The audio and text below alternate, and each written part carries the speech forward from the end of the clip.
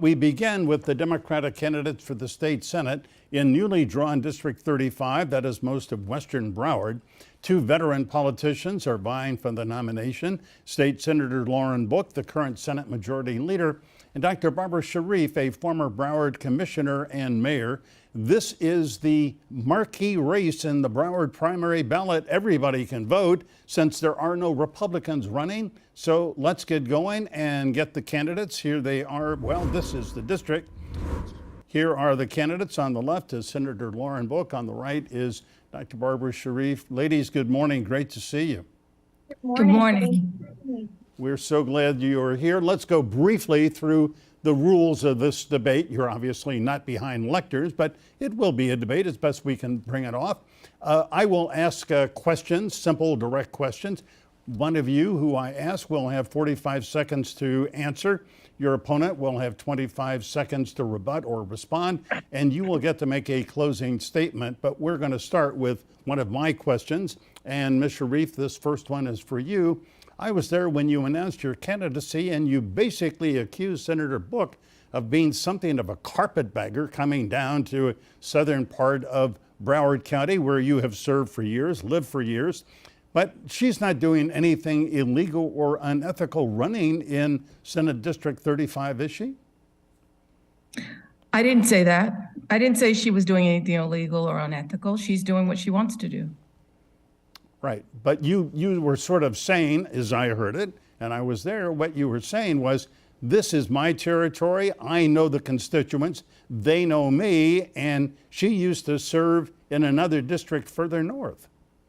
So what I said is that this is an opportunity for minority access. I've been living in this district for 21 years and served it for 13. And what I was responding to was Senator Book's accusation that my running in this race would hurt somehow the Democrats. And I feel like I have a right to run in a seat where I've represented. And so that's why I'm running. Yeah, well, absolutely. You have a right, and you are a veteran politician. You served on the Broward County Commission. Twice you were mayor.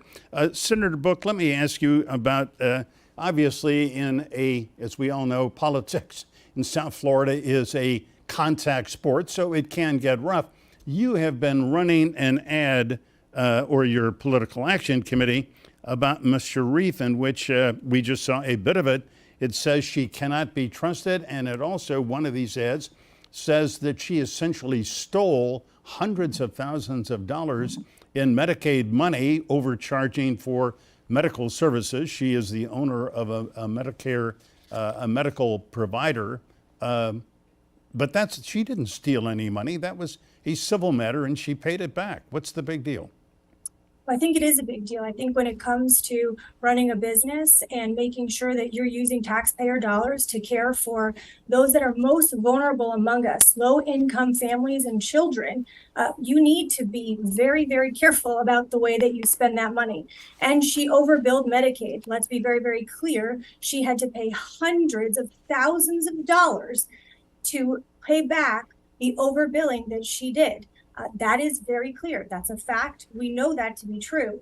And again, you're using taxpayer dollars. I believe that to be true fiscal irresponsibility. Yeah. Dr. Sharief, I want to give you more than 20 seconds. This is an important issue. Respond to the fact that you did have to pay back Medicare several $100,000 for overbilling. So first of all, there was no overbilling. Everything I billed for, I worked. Secondly, Lauren is desperately lying because she's losing in the polls, and that's why I sued her. I've run and been elected 3 times since this issue ever came up, and twice my opponents have brought this issue up and litigated it through the public without a platform. Lauren has never been elected by the community. And as a matter of fact, the other day, when I served her with the lawsuit for lying at 7:30 a.m., she was in a home that is not in the District 35. And, I think that this is just something to kind of keep detracting from the true issues at hand, which is what are we going to do for District 35? All right. Senator Book, do you have a response to that? I do. And I want to be very, very clear. Number one, if several opponents have brought this up in campaigns, that means it is a true issue and something that No, my it doesn't. opponent needs to answer for. Again, she continues to obfuscate the truth and try to point fingers in other places. You're right, there was a lawsuit filed. I was served. It's a frivolous lawsuit, one that has been filed in similar races in Broward County when the opponent in that race isn't doing very well. What I would say is this: every single headline and an issue that we have talked about in our ads on TV that came from our campaign are backed by facts. And number two, I'm caring for a father who is still battling cancer, coming out of that, and two young children. I don't need to live in the district until November.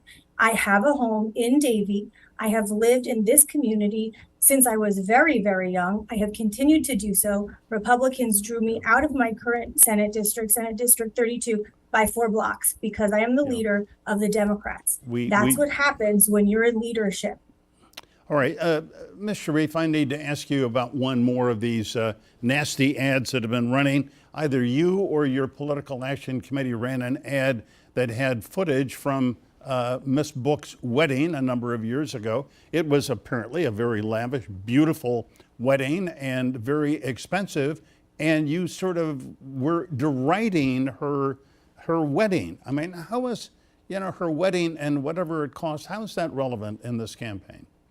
Absolutely, because since Lauren has taken office as a senator, she has received over $10 million in taxpayer funds to live off of and to fund her private charity. And I feel like if you're going to go around flaunting $1 million weddings and flaunting how much money that you have, maybe you're just out of touch with what this district is all about, which is working class families. And so she put that out there. That's nothing that's made up. It's the truth. Everything that we've produced is the truth. Broward County schools and the schools throughout this state of Florida were decreased by $70 million this year in the budget, and her private charity, which she votes on, which I feel is a conflict of interest, is getting funded at $2 million consistently. I have a problem with that, and I'm sure that most of us who live in this district who pay our taxes have a problem with that too. Yeah, Senator Book, why don't you respond here first about the cost of your wedding and why that may be an issue in the campaign, also about your role as the head of Lauren's Kids, which helps prevent abusive children, sexual abuse. You, in fact, as you often have said, were yourself a victim of sexual abuse as a child. So two-part answer here for a two-part question. Number one, no part of my salary from state dollars goes to my salary. No part of it. No part of my husband's salary. He does not make a salary from the foundation. My foundation is a pass-through to protect children in our schools throughout the state of Florida. Let's be very, very clear about one thing. I have turned a horrific, painful, terrible experience from my childhood into something positive. We know that 1 in 3 girls and 1 in 5 boys will become the victim of child sexual abuse before their 18th birthday. As children are set to start school next week on Tuesday, 26,000 young girls and 21,000 young boys will become the victim during this year alone of students that are in the public school systems right now. Those children deserve to be safe. We know that the curriculum that we provide shows 77% gain in personal safety and knowledge for children. Number two, as it relates to my wedding, has nothing to do with anything related to my salary, Lauren's Kids, or my public service. I think you want to talk about my salary.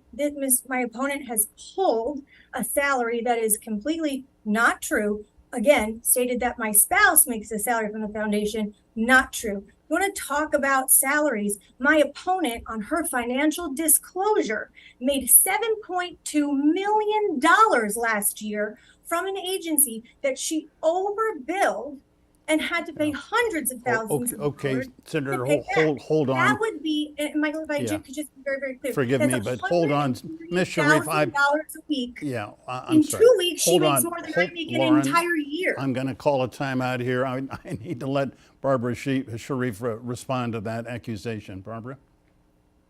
So first of all, I made my money the honest way by working and building a business from the ground up with my mother, which I've worked for over 22 years. And no, ma'am, Mrs. Book, my salary does not come from overbilling Medicaid. I have over 350 healthcare workers that go out and provide service to those in need in our community. I am actually pretty sick of her disparaging my healthcare record and my 30 years in healthcare practice. Unfortunately, she doesn't understand if you have a healthcare license, you cannot commit a crime. You won't have a license. I'm 30 years in practice and I'm still practicing now. And my rebut to that asinine statement is that my father was a victim of gun violence. I lost my father at the age of 14, but she decided to send this mailer out and Photoshop my picture on it to say that I like guns and I like bringing people with guns here. So what's so horrific about referring to her salary where she's living off the taxpayers' dollars and voting for it? I just don't see a problem with it.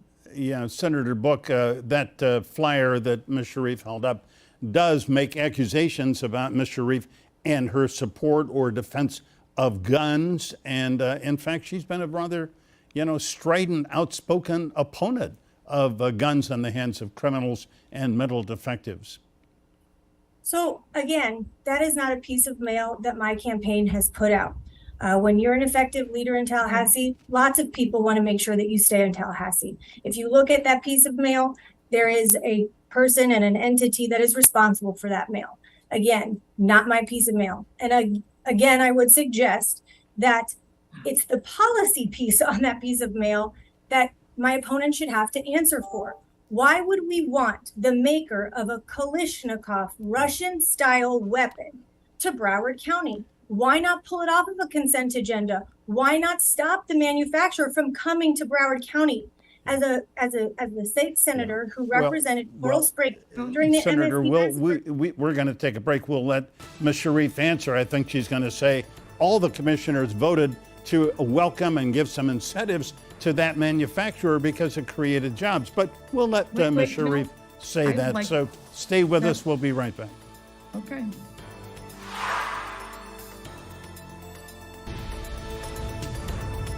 On this Sunday, on This Week in South Florida, a very robust debate with Dr. Barbara Sharief and with Senator Lauren Book. Dr. Sharief, let me give you about 20 seconds if you would like to comment about your vote that helped subsidize the Kalashnikov manufacturer to come into Broward County.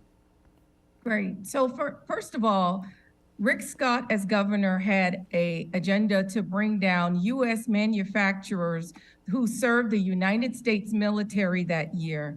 Kalashnikov USA was not the only manufacturer that was brought down here to create jobs. However, the weapons that are manufactured there are for our United States military, not for public consumption, like Ms. Book has alleged. And therefore, I want to make it very clear. I voted for that because I love our military. Our military provide us the freedoms that we have today, and will continue to do that. And they have to manufacture somewhere, and they're in the United States. That company says Kalashnikov USA. Secondly, all right, I think your 20 seconds. Barbara, forgive me. I think it's up. Okay. And I want to move on to a question for Senator Book. Senator Book, you have been criticized by Ms. Sharief and also some other pro-choice Democrats because in the legislature, when the Senate was voting on that 15-week abortion bill, there was an amendment which you supported to exempt women for rape and incest, to allow them to have abortions if they had been victims of rape or incest. And you did not call for a vote on the record, a record vote where the Republicans or anybody else had to put their yes or yay or no on the record. Why did you not press for that? Thank you so much for the question. And Michael, actually, you and I have talked about this. My opponent has been talking about this since she kicked off her campaign, trying to confuse the public with rhetoric and, again, obfuscate the truth, either pretending that she doesn't understand the process or she simply doesn't understand the process. That was my amendment, not an amendment from somebody else that I was supporting. It was my amendment that I introduced 3 times as a survivor of childhood sexual abuse and of a gang rape. I discussed that openly on the floor for the first time, begging and pleading with my colleagues to come along and give survivors of sexual assault a little bit more time. The reality is, again, introduced that amendment 3 times, called for a roll call vote in appropriations, which had more members on that committee than half of the body, and then on the floor tried very hard. Let's be also very clear about one thing. You're on one side of this issue or you're not. You're for women's rights or you're against them. You know the math, Michael, in Tallahassee. There are 15, at that time, there were 15 Democrats and there were 24 Republicans. Right. We were never, ever going to get that amendment passed Right. or Well, then the changed that question, bill. yeah, If I can really quickly. Senator, the Planned question Parenthood becomes, we lists know every- that the majority, the Republican majority, was not going to accept your amendment, but isn't there some political worth to sort of getting their opposition on the record? And we did. And their opposition was, again, voting for the piece of policy without the exemption. Again, Planned Parenthood, Ruth's List, Emily's List, which my opponent likes to point out supported her in her congressional race, but had a choice in this race, and they chose me. Why? Because they know that I'm a fighter and that my leadership is effective. I want to point out one other thing. The only thing that could change this piece of policy and others just like it is bringing more Democrats to Tallahassee. And what did my opponent do? Go on the radio and talk about how I'm the Democratic leader and I should be, and somehow we should be supporting Republicans in this race. What side is she on? We need to bring more pro-choice women and Democrats to Tallahassee to stop All right, well, policy let's give like Dr. Sharief a chance to respond. I know you have many things to say here, Barbara. What are they? Well, first of all, for far too long, people in Tallahassee have been voting against women. We need to hold them accountable by making them expose themselves. And as a woman, you die on that sword. I think that she should have made them go on the record and call for a hand vote, not for them yelling out yay or nay. And additionally, I didn't go on the radio and say any of that, but I think she's feeling a bit defensive because I'm telling the truth. As a Democratic leader of the state Senate, I would have held women's rights against all odds. I would have fought against them. And I don't care how many of them are stacked against me. You don't sacrifice women's rights to shelter people who don't support women. We put them in office. Fight for us. Yeah. All right, Senator Book, needless to say, trying to get your agenda, the Democratic agenda, passed through a Republican-dominated Senate and House in Tallahassee is just almost an impossible job. Now, one bill that you did get passed, and more power to you, is a bill that says that diapers cannot be taxed. And for young mothers, young families, that's a good thing. But is that your only bill? I mean, is that the only bill that you've gotten passed?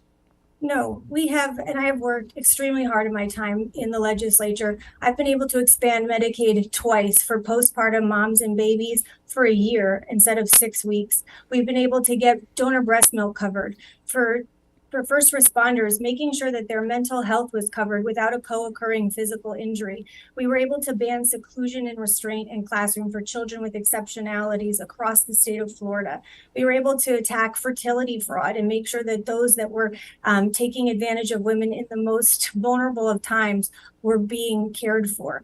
Sexual assault crimes, you name it, we've really worked very, very hard in our time to make sure. But I also want to point out the Marjorie Stoneman Douglas massacre that happened in our community. I worked in a bipartisan fashion to pass more gun safety legislation than had ever been passed in 20 years in Florida, because I worked along with my colleagues on the other side of the aisle to do so. I currently continue to serve on the Marjorie Stoneman Douglas Public Safety Commission to make sure that the terrible, horrific things that happen in our community never, ever happens again. And the last bill that I'm extraordinarily proud of is the prescription drug repository program. We talk a lot about affordability and healthcare, and I do hope we're going to get to continue to talk about some of the issues that are truly important to Broward County residents, because it's not about fighting against my opponents, fighting for the Western Broward County people that we're hoping to serve here, but making sure that those who can hardly afford prescriptions have access to medication accusations. Okay, And so we I've are- worked very hard in my time. I beg your pardon. We are out of time for this segment. Barbara Sharief,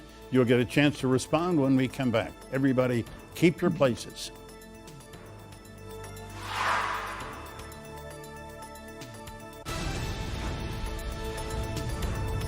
We are in the midst of a very lively debate between Dr. Barbara Sharief and Senator Lauren Book, candidates, Democratic candidates in the 35th State Senate District, which includes most of Western Broward County. And let me just point out, any voter, registered voter in this district can vote August 23rd because there is no Republican. So the independents, Republicans, you can vote here too. Let's move on, if we can, to the really big issue in your district and in the state, which is affordability and the high cost of living. Even though this is a fairly affluent district, people are struggling to pay the high cost of food, of rents, and even though gas has come down, still costs 40 or 45 bucks to fill up your tank.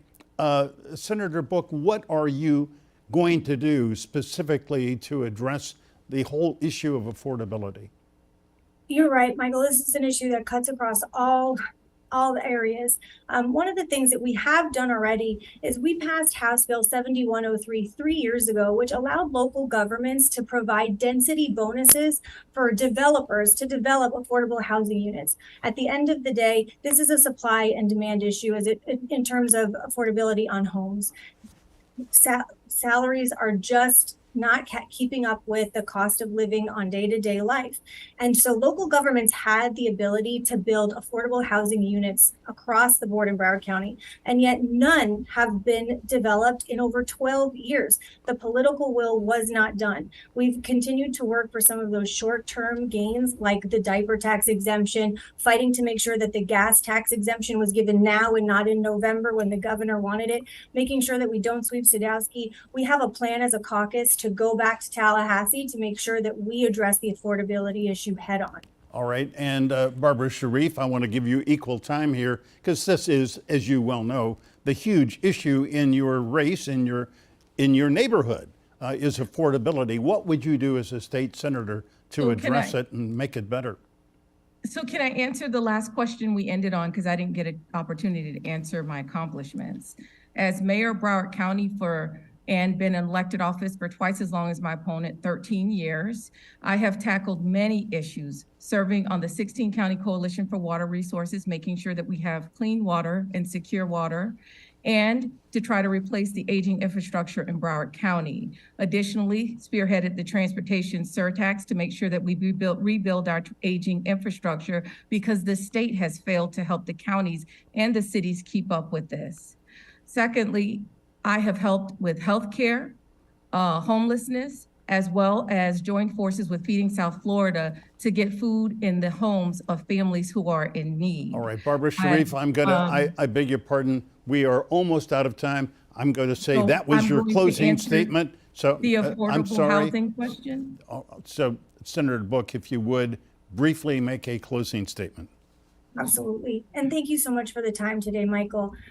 It has been the honor of a lifetime to serve Senate District 32 in the last 6 years in the Florida legislature. And I hope to earn the trust, respect, and the hope of the voters in Senate District 35. These are very tough times, and we need tough leaders who aren't going to raise bus fares, those who can afford it the least, leaders who are going to go out and fight for their special interests. The special interests in my community are Sandy, who owns Vying Hair Salon in Miramar, who couldn't get people to pay attention to her issues on her property insurance. I beg your pardon. We are out of time. I want to thank you both for a really good debate. So good luck in the campaign.